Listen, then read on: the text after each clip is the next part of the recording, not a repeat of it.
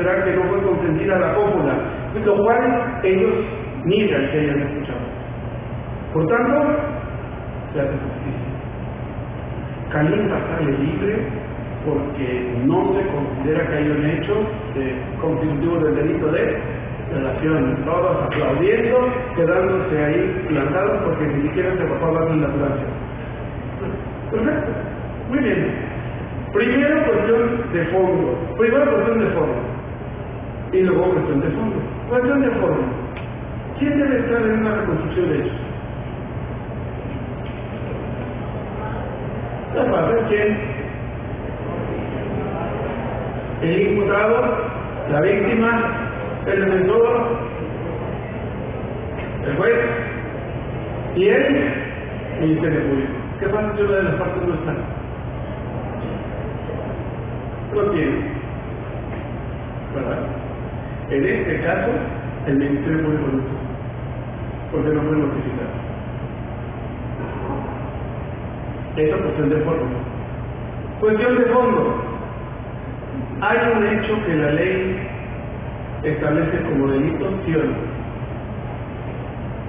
Sí, tengo todas las lesiones en la vagina que me dice que hubo cópulas. Tengo también el desgarre en el ano que me dice que también hubo una penetración por vía impropia. ¿El resultado de una violación está o no? Sí. ¿Cuál fue la causa?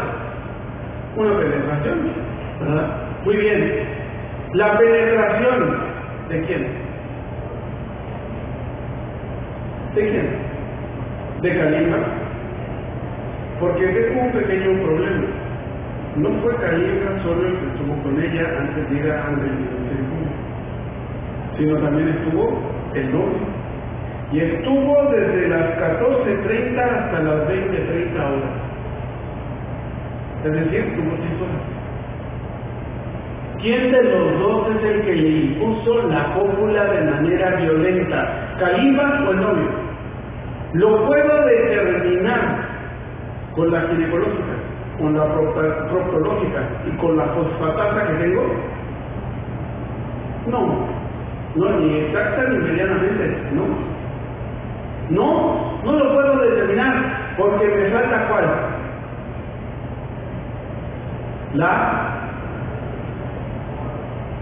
¿Qué prueba me falta?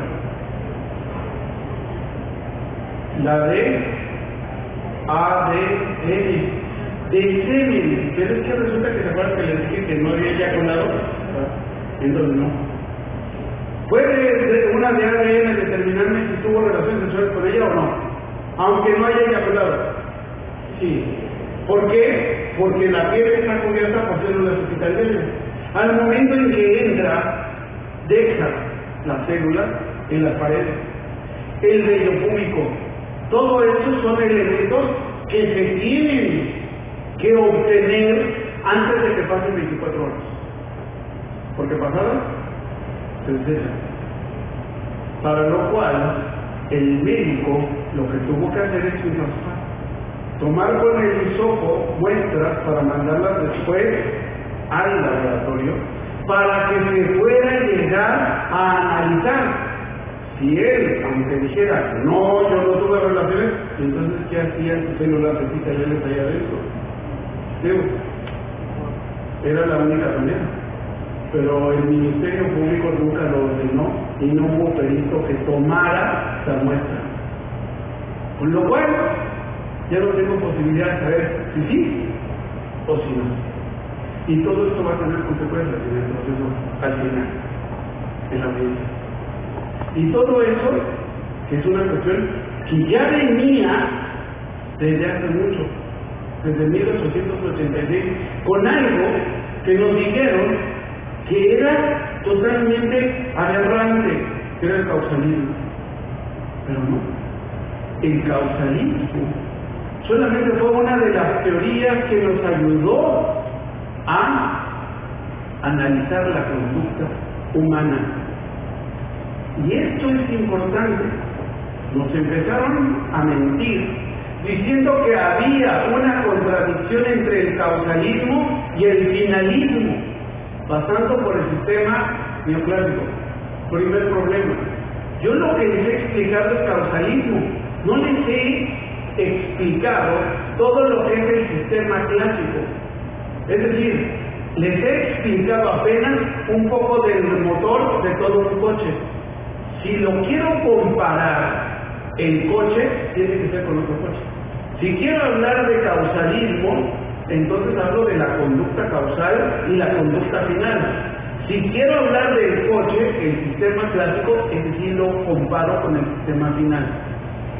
Pero más todavía, entre causalismo y finalismo no hay contradicción, porque el finalismo tomó como base la idea del nexo causal entre una conducta y un resultado.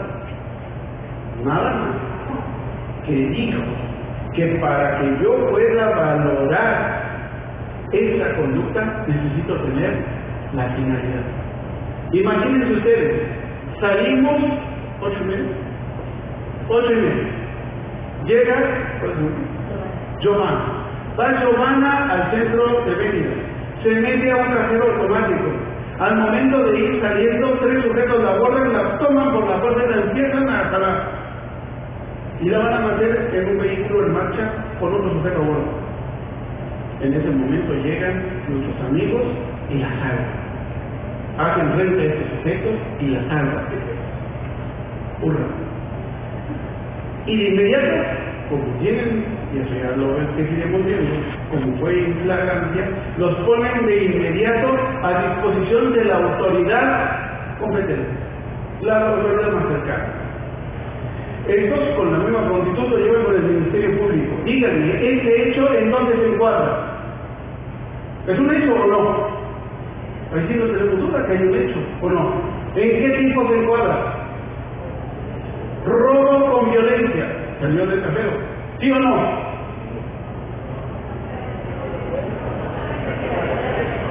Ah, bueno, entonces es un robo con violencia en grado de tentativa. Ya tenemos un problema. No es lo mismo consumado que con tentativa.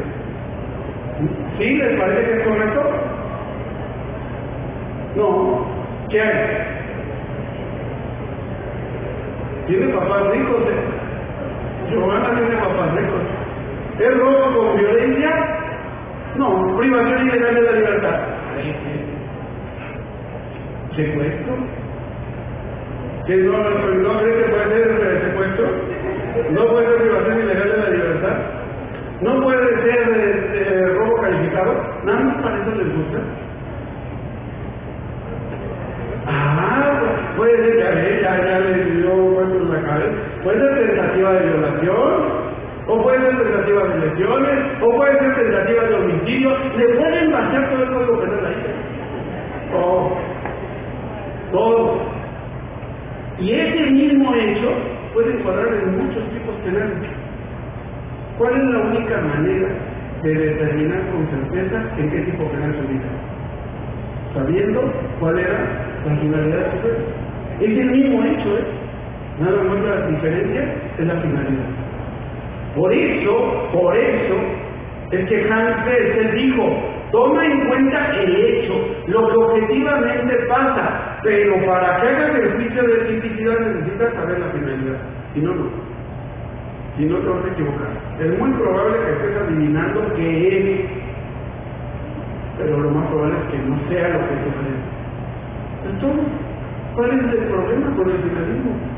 Nada más unas falsas concepciones que nos fueron dando y que nos hicieron pensar cosas erróneas. Todo eso lo vamos a ir rompiendo a lo largo de esta exposición. Y lo vamos a ir llevando a casos donde vamos a poder ver toda la valía que tiene la teoría del delito cuando lo hacemos. Porque al final de cuentas no es tanto una cuestión de forma. Vamos a fallar igual con el nuevo proceso penal acusatorio, es más, peor todavía que con el sistema, con el proceso penal mixto, si no tenemos una buena teoría del delito. Ya nada más aquí les he presentado algunos casos en los cuales uno puede visualizar todos estos problemas. Ya llevamos Olé, ya llevamos Tláhuac, ya llevamos Agua Dulce y ya llevamos Calima. Uno último antes del receso. En el caso del Choqui. En el caso del Choqui, y esto quiero traerlo a colación, porque uno de los miembros del Poder Judicial del Distrito Federal, la juez Campuzano, fue sometida al escarnio público precisamente por este caso. Fíjense, ya encontramos que cuerpo del delito, todavía no les he dado el concepto, se lo voy a dar. Cuando menos es determinar o tener claro la materialidad del hecho, para que de ahí en adelante, teniendo el hecho materialmente determinado, ya pueda tratar de hacer el juicio de tipicidad y poderlo ubicar el hecho en el tiempo que le corresponde. En el caso del Choqui, resulta que iba un ciudadano de Estados Unidos por la zona rosa, cuando de repente saca un fajo de billetes, según la declaración del Choqui, saca un fajo de billetes verdes y el Choqui lo ve. Bueno, antes de eso, resulta que un ciudadano americano aparece muerto. La embajada de Estados Unidos exige justicia que se dé con el responsable. Samuel del Villar, que era el Procurador General de Justicia del Distrito Federal en el tiempo de Cuauhtémoc Cárdenas, de inmediato hace las pesquisas necesarias para encontrar al responsable. A los pocos días presenta ante los medios al Choqui. Ya se imaginarán cómo era físicamente para que le llamaran así. Aquí está. Muy bien, aquí está el responsable. ¿Tú fuiste? Sí, yo fui. Perfecto. ¿Cómo fue que lo hiciste? No, pues yo iba por la zona rosa y de repente vi al gringo. Vi que iba a comprar unas cosas y vi que sacó un fajo de billetes verdes. Lo empecé a seguir y me di cuenta que se metió el cajero automático a sacar moneda nacional. Sacó dinero del cajero, ya llevaba mucho dinero, lo seguí y que se subió en un taxi ecológico. ¿Se acuerdan cómo eran? Los Volkswagen que no tenían el asiento del copiloto. Lo seguí, me subí. Cuando él entra al coche, yo abro la puerta y le pido que me entregue el dinero. El gringo no me lo quería entregar. En ese momento tomé un cuchillo y le empecé a apuñalar en el pecho. Ya, sin oponer resistencia, le quité el dinero. Me bajé del coche, me fui del lugar y me fui a contar cuánto dinero había. Era tanto dinero que me fui a la zona de Santa Fe, donde había basureros, y empecé a repartir parte del dinero entre los pepenadores. Esto es lo que leyó la juez Campuzano cuando iba a dictar el auto de término constitucional. Cuando leyó eso, creo que le dio risa. ¿Quién ladrón va y reparte lo que obtuvo? Yo creo que ninguno, ¿verdad? Por eso se ríe y dice, claro, sí, como no, ya es un Robin Hood moderno. Lo malo es que esa expresión la hizo cuando estaban los medios de comunicación. La toman, la graban y no les cae nada bien cuando la juez dicta un auto de libertad por falta de elementos para juez. Y de inmediato el escarnio público. Esta juez corrupta, indolente, negligente, tal, dejó libre a un criminal confeso. La destituyeron, mejor dicho, la suspendieron, la sometieron a un proceso administrativo, el Consejo Judicial la llevó a la investigación. ¿Y qué pasó después? No con la misma hazaña con la que fue expuesta, fue reivindicada su imagen. Habría que establecer qué fue lo que motivó a la juez Campuzano a emitir esta resolución. Y es que resulta que la Constitución le decía que para que dictara el auto de formal prisión tenía que haber datos bastantes para comprobar el cuerpo del delito. Tome como base que es cuando menos datos o pruebas suficientes para comprobar el hecho que se verificó. Y entonces resulta, ¿quiere decir por favor? Entonces resulta lo siguiente: si yo tengo aquí un hecho, ¿verdad?, que tengo que comprobar, tengo claramente que establecer lo siguiente: si él es el gringo y en la necropsia me determina no solo que está muerto, sino que me tiene que determinar, ahora sí ya sabemos, ¿verdad?, ya no es la conducta, ya no es que él lo mató, sino es la causa. Y encuentro que el gringo tiene aquí lesiones en el cuello. Ahora la pregunta es, si fue como dicen, que lo apuñaló, ¿dónde tiene que tener las heridas? En el pecho. ¿Quién me lo dice eso? La necropsia. ¿Con qué trayectoria? De arriba hacia abajo. ¿Dónde está eso? ¿En la de? ¿En qué prueba? ¿Perdón? Sí, bueno, con las placas, pero no. ¿Cuál es la que se dice posición víctima victimario? La criminalística. Estas dos pruebas me están comprobando lo que sucedió.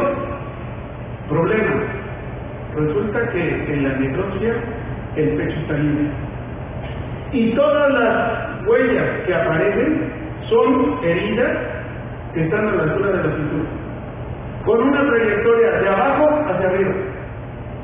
Ahora díganme, si fue el imputado que tenía una estatura menor al de la víctima, díganme cómo puede hacer para hacerle las lesiones en el cuello. ¿Inténtelo?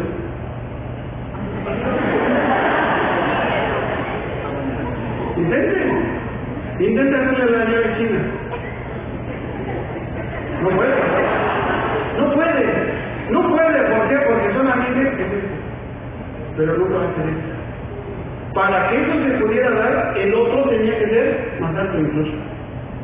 Ahora díganme cómo le puede hacer así y ahora darle las puñaladas de abajo hacia arriba.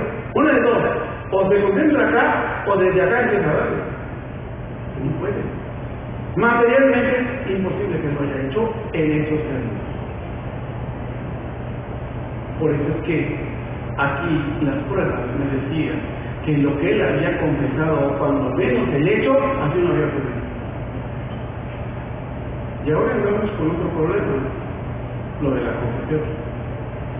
Porque durante mucho tiempo, todo esto lo sustentamos en que la confesión era la reina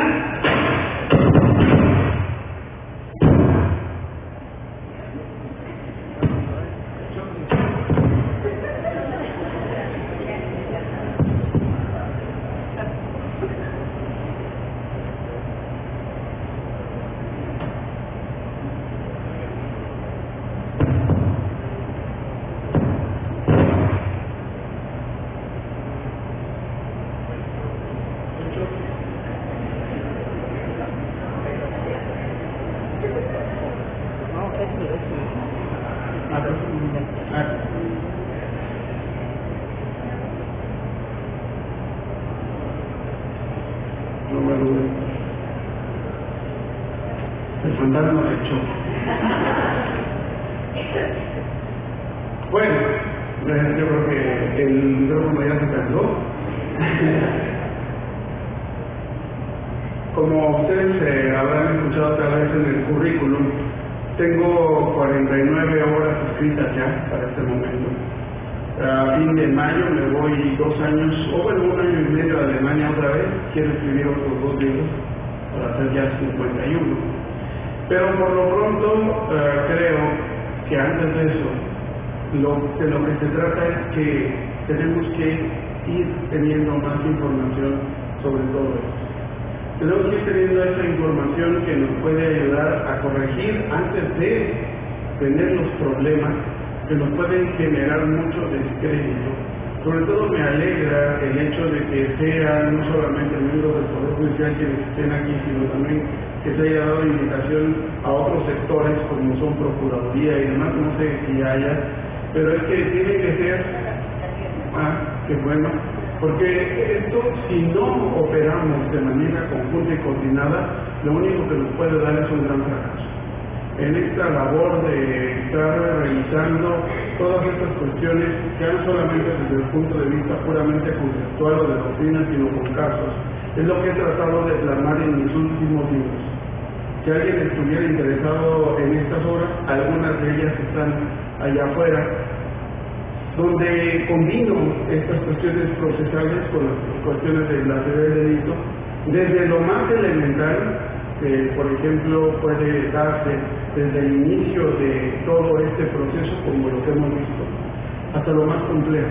El último libro que acabo de publicar es el libro de algo que se llama Imputación Normativa del Resultado a la Conducta. Digamos que lo que acabamos de ver sería la lección del primer año de primaria. Lo de la imputación sería una lección del sexto año de primaria. En la mañana me llamó el ministro Cosío, José Ramón Cosío, para preguntarme, oye, ¿es cierto que publicaste un libro sobre el caso ABC? Le dije, sí, cuando quieran una asesoría, por favor llámenme para que veamos por dónde empiezan a darse los problemas. Si las cuestiones de acción y de causalidad ya nos están causando problemas, ahora imagínense un problema de omisión. Ahora imagínense un problema como el Multi Divine, Pemex, la explosión y el otro. Mi objetivo es que, aunque sean pocas horas, concentrarnos tanto como para llegar en la exposición del sábado, de aquellos de aquí 15 días, ir avanzando poco a poco en todos estos elementos del delito que nos pueden llegar a esclarecer incluso casos comunes. Es un placer estar con ustedes. Hagamos una pausa de media hora si les parece bien y volvemos para continuar con todo. Gracias.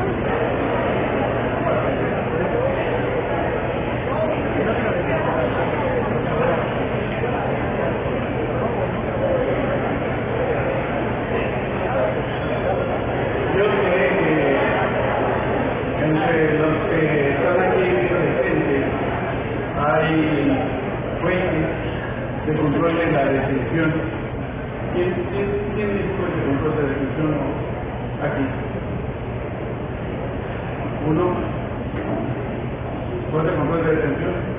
¿No? ¿Juez de control de garantías? No son tantos como pensé, además de nuestro distinguido colega. Que resulta que creo que es conveniente ir avanzando entre el nuevo proceso, sus diferentes etapas, y a la vez también ir haciendo la combinación correspondiente con la teoría del delito. Esta mezcla entre el proceso penal y teoría del delito, a veces, y yo lo confieso, para mí no era tan evidente, no la visualizaba con esa conexión, pero conforme he ido avanzando en esta práctica, me he dado cuenta de la importancia que puede tener. Déjenme mostrarles primero un poco el contexto general que desde mi punto de vista se puede observar en este momento. Por una parte, tenemos que el texto constitucional, antes de la reforma de 2008, me obligaba a acreditar el cuerpo del delito. Partiendo de la base de que el cuerpo del delito, incluso con esta definición, está en el Código de Procedimientos Penales a nivel federal, todavía vigente, nos dice que el cuerpo del delito son los elementos objetivos externos que constituyen la materialidad del derecho que la ley señala como delito. Ya vimos que esto tiene dos enunciados, en el cual de alguna manera nos está diciendo que primero establezco lo que externamente sucedió, es decir, la materialidad del hecho, y luego determinar si eso la ley lo señala como delito. Si uno tratara de hacer un juicio estricto sobre lo que es ese concepto que está en el código adjetivo, en el código de procedimientos penales, y lo llevara hacia la teoría del delito, eso no es otra cosa que el juicio de tipicidad. El juicio de tipicidad precisamente siempre nos dijeron que era la subsunción del hecho del tipo que le corresponde. Claro, es que el tipo penal a veces solamente tiene cuestiones de carácter objetivo, privar de la vida a otros objetivo, alterar la salud puramente objetivo. Hay veces que el tipo tiene además elementos normativos, a veces tiene elementos objetivos y específicos, y a veces tiene solo la culpa, o mejor dicho siempre, solo culpa, perdón.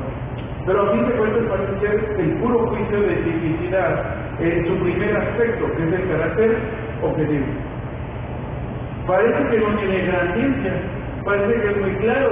¿Qué complicado puede ser determinar si la ley describe o no el hecho? Sin embargo, en la práctica se presumen grandes problemas. Voy a hacer una mezcla en este momento entre el control de la detención, la determinación del control de la legalidad y la subsunción del hecho en el tipo que le corresponde.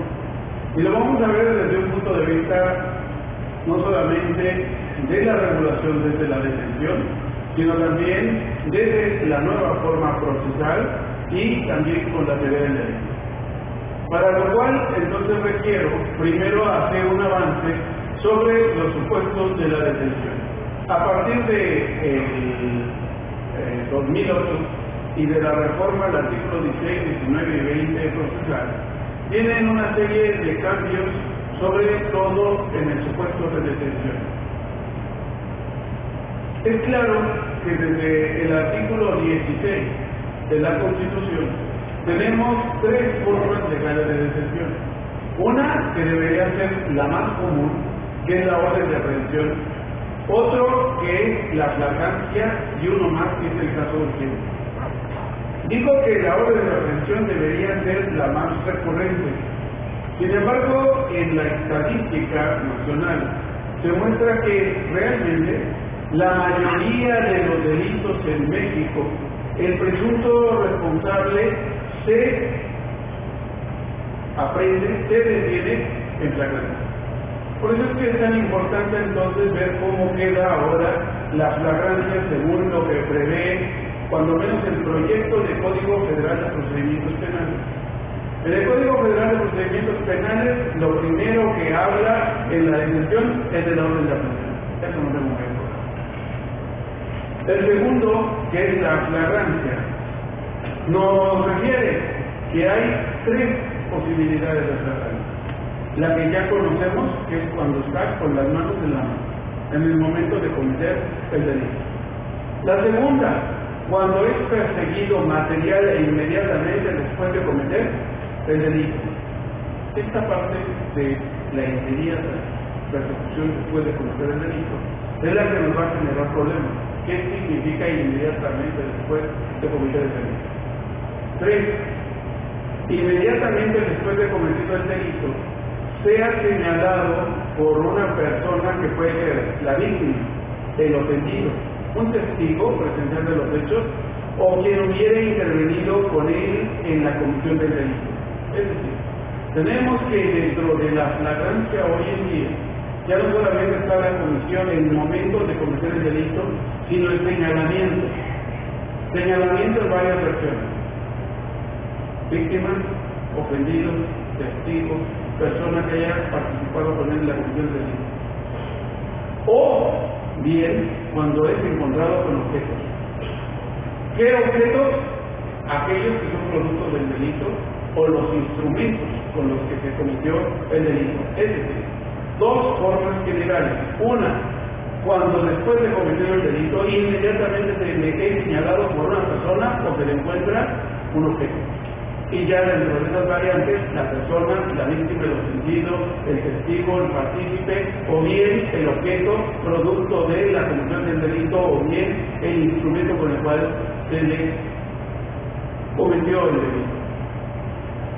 Es claro que en estos casos, esta flagrancia también puede ser percibida a través de medios tecnológicos, no solamente con los sentidos. Esto, por supuesto, en parámetros de la doctrina internacional, de la práctica internacional, ya sabemos que las cámaras de seguridad son cada vez más frecuentes y estas nos ayudan a hacer ese seguimiento sin necesidad de tener personas presenciales o apostadas que estén ahí ante la vigilancia. Dice que en estos casos el imputado deberá ser puesto sin demora a disposición de la autoridad más cercana, debido a que la Constitución sabemos que nos dice que cualquier persona podrá defender a otra en este supuesto de flagrancia, pero tendrá que ponerlo a disposición inmediatamente ante la autoridad más cercana, y esta con la misma prontitud la tendrá que poner a disposición del Ministerio Público. La detención en caso urgente, cuando el Ministerio Público, bajo su más estricta responsabilidad, podrá, expresando los datos que prueban y motiven su proceder, ordenar la detención de la persona siempre y cuando concurran los siguientes requisitos, 3 en particular. 1, que sea un delito grave. 2, que haya riesgo de que se pueda evadir. 3, que por razón de la hora, lugar o cualquier otra circunstancia no pueda ocurrir ante la autoridad judicial. Hay que tomar en cuenta que dentro de los nuevos ejes rectores del nuevo sistema de justicia penal, ya se va a poder solicitar las órdenes de aprehensión o de cateo a través de medios electrónicos que se pueden mandar por vía internet o por medio del teléfono celular para que el juez especializado le mande esa orden de cateo o esa orden de aprehensión, siempre y cuando existan todos los datos que puedan respaldar la solicitud que está realizando el policía o el Ministerio Público, sobre todo el Ministerio Público en este caso. Tendría que demostrar estas 3 cosas para poderlo hacer. Esto lo estoy pasando muy rápido porque ya ustedes conocen estas partes. Cuando estoy en otro público me pongo y me detengo mucho en todos estos puntos. Aquí lo estoy pasando, como digo, demasiado rápido. Cuando la persona es detenida, desde el momento de la detención hasta la puesta en disposición ante el Ministerio Público, la autoridad que ejecute o participe en la detención deberá respetar los derechos fundamentales que en favor de toda persona detenida consagra la Constitución Política de los Estados Unidos y los instrumentos internacionales ratificados por el Estado mexicano y por este Código. ¿Cuáles son esos derechos? La policía le informará al detenido de manera inmediata en el primer acto que participe y dejará un registro de ello que tiene derecho a guardar silencio. 1. 2. A elegir un defensor, a entrevistarse previamente con él en privado y en caso de no contar con él, el Estado le asignará uno. 3. Aquí también le hará saber los motivos de la detención y 4. Los hechos que se le imputan. Quiere decir entonces que el policía tendrá que decirle que tiene derecho a guardar silencio porque todo lo que diga será usado en su contra. ¿Cierto? No es cierto. No es cierto. No es cierto. Eso es lo que ustedes vieron en las películas americanas. Tiene derecho a guardar silencio, todo lo que diga será usado en su contra en la corte. Eso es en allá. Pero aquí no dice eso. Aquí dice que tiene derecho a guardar silencio todo. ¿Por qué? Porque lo que diga, ¿verdad?, solamente podrá ser usado en su contra siempre y cuando haya sido dicho ante un juez y estando presente su defensor. Los otros son blindados. ¿Ven por qué luego también los medios de comunicación nos pueden informar, a veces nos pueden generar concepciones falsas? Todo esto que les estoy presentando no creo que lo estoy haciendo de gratis, Lo vamos a aplicar todo eso en una audiencia de juicio oral para que vean toda la relevancia que tiene. Pero desde aquí hay que ir un poquito recordando todas estas partes. Luego, el Ministerio Público le hará saber al detenido sus derechos nuevamente. ¿Cuáles derechos? 1. Guardar silencio. 2. Un defensor. 3.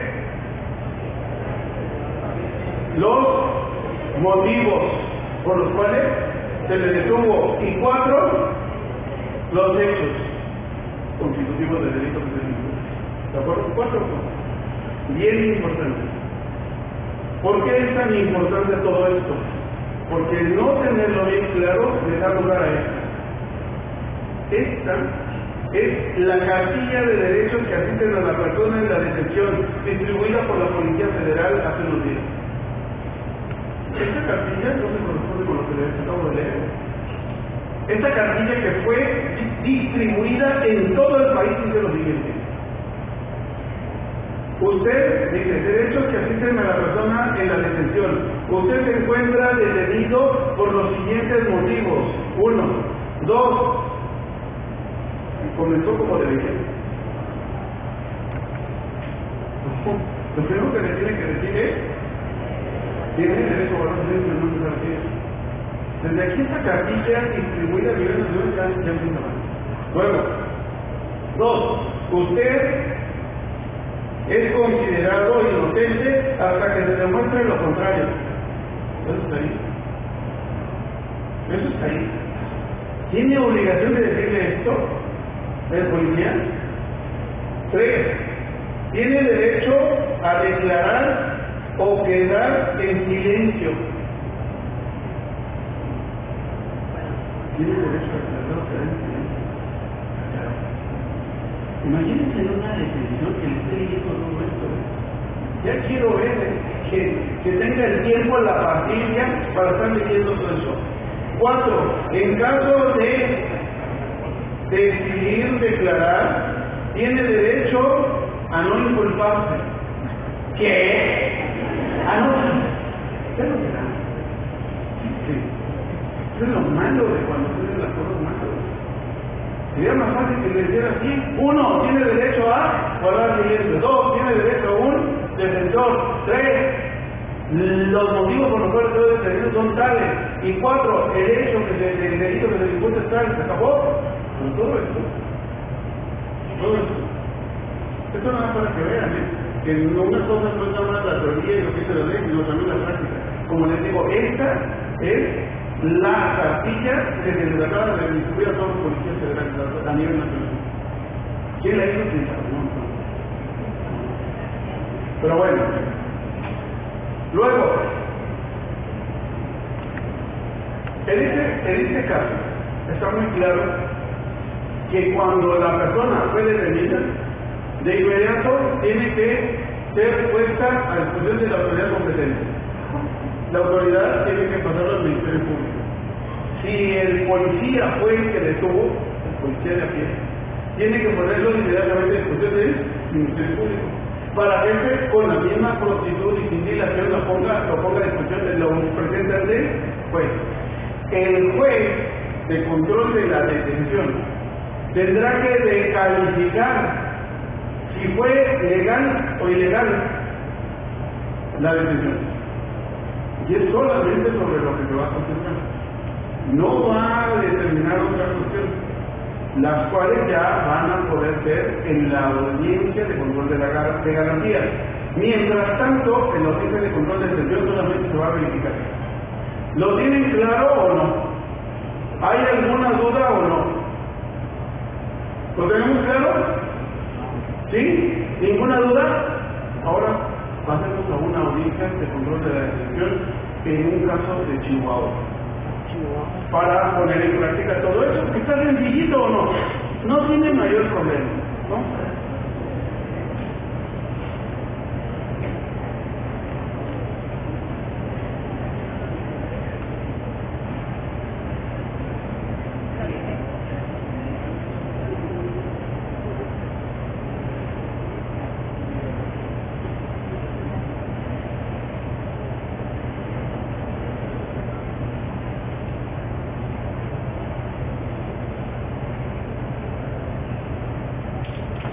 Necesito volumen aquí, por favor.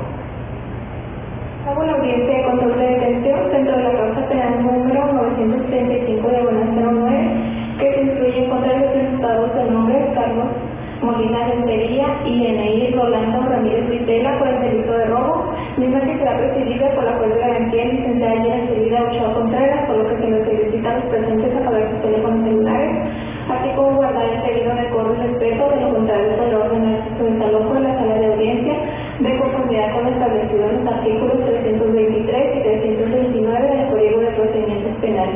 Por último, les solicito ponerse de pie para recibir a la jueza.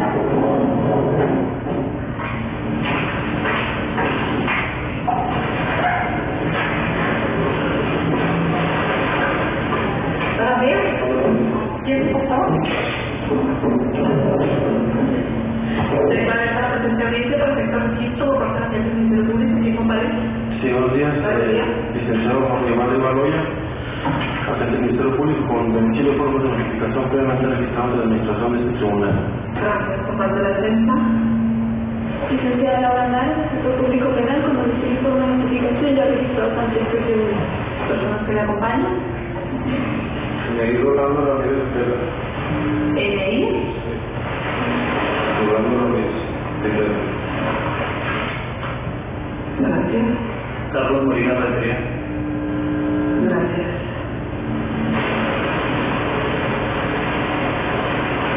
¿Eneí? Lo dejo más nuevamente en un minuto por ustedes. ¿Mexicano?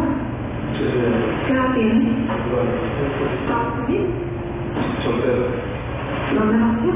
En Torreón. ¿En esta ciudad de la domicilio? ¿Aquí en Juan? Sí. ¿Qué domicilio tiene? Es colonia Campestre del Rey, ¿Allí? calle privada José Ituri Garay, el número no me acuerdo el número. ¿Privada? Sí. De José Ituri Garay. ¿Se recuerda el nombre? Sí. ¿Colonia? Campestre del Rey. ¿A qué se dedica? Bueno, ahorita estoy desempleado, en Torreón soy ayudante de albañil. ¿Pero quién puede ser usted empleado? Sí. Tengo un mes viviendo aquí en Juárez. Gracias. Carlos, ¿es usted mexicano? Sí, señorita. ¿Estados Unidos? Unión Libre, ¿Dónde nació? en Ciudad Juárez, Chihuahua. ¿Estados Unidos? Vive en un de ¿verdad? Sí. ¿Dónde, ¿a qué se dedica? Mecánico de usted. ¿Domicilio quién puede, por favor? El Sol de la Cañada, ¿Sol de la Cañada? 9520. ¿Colonia? Praderas del Sol, ¿Cuántos años tiene? 40.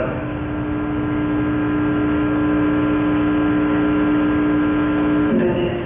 A ver, para que se sea imputado, defensa de no incompatibilidad de la gente, ¿ahorita? Gracias. Señor Rolando y Carlos, la señorita que tenemos por un lado es una defensora penal público, la designan a ella para efecto de que lleve su defensa. Sí. Gracias. El domicilio que ustedes me acaban de proporcionar tiene que ser correcto, puesto que si dan un dato falso con respecto al mismo, se les va a considerar un indicio sustancial a la acción de la justicia. Igualmente, les hago saber que en caso de que cambien de domicilio, háganos hablar al tribunal por medio de su abogada defensora. ¿Le hicieron saber sus derechos? ¿Se quedaron claros? ¿No tienen alguna duda con respecto a los mismos? Gracias. Por favor, se pongan atención, la gente del Ministerio Público va a dar cuenta de las circunstancias de su elección. Adelante, por favor. Sí, gracias, señoría.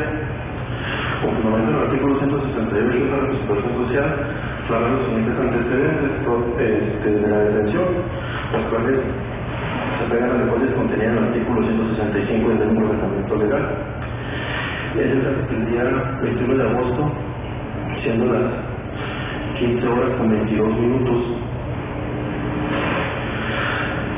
los agentes de la Policía Especial, al realizar los agentes de la Policía Especial de nombre Heriberto Lira Alvarado.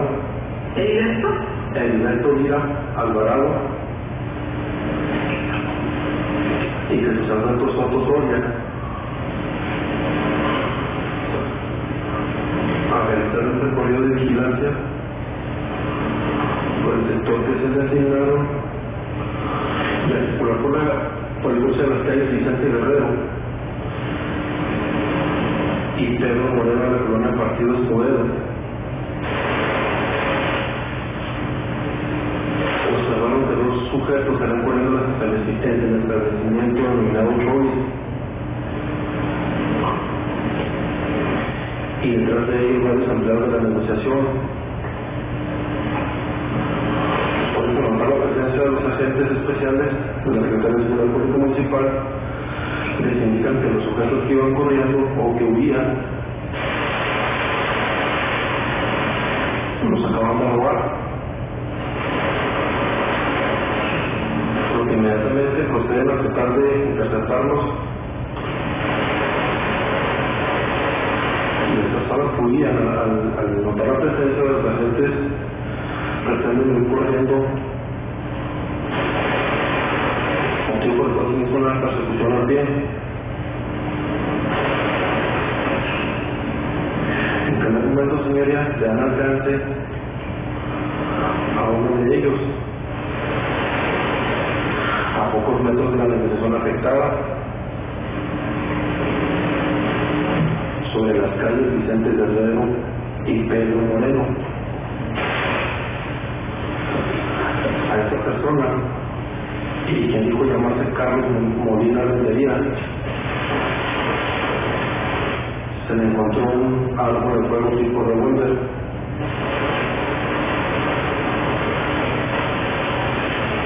De igual forma, al seguir en la persecución de la otra persona, es detenida sobre la calle Pedro Moreno y 20 de noviembre.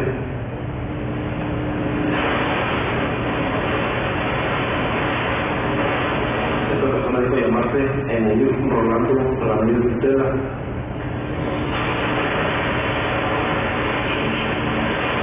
En primer momento, a la primera persona que se le detiene, se tiene su derecho a las 15 horas con 23 minutos, y al segundo que lo detienen sobre la calle Pedro Moreno y 20 de noviembre, se le den los derechos a las 15 horas con 27 minutos.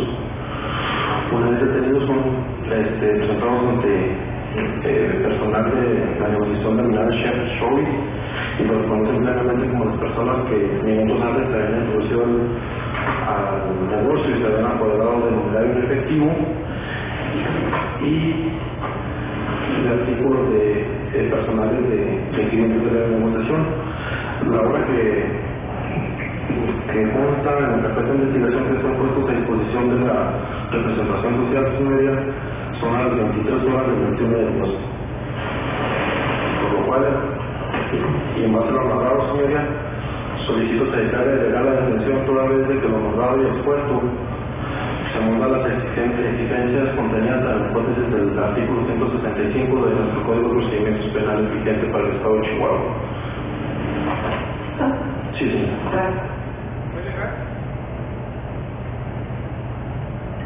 La detención se realizó en alguno de los tres supuestos de detención legal, o no. ¿Cuáles eran los tres supuestos de detención legal? Uno,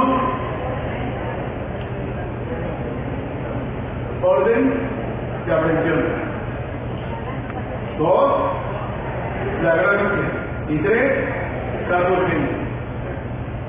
Dentro de esos tres supuestos, ¿en alguno encuadra este?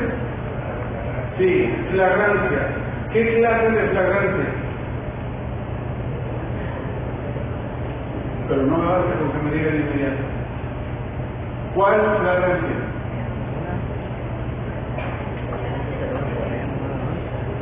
Inmediatamente después de cometido el delito son señalados por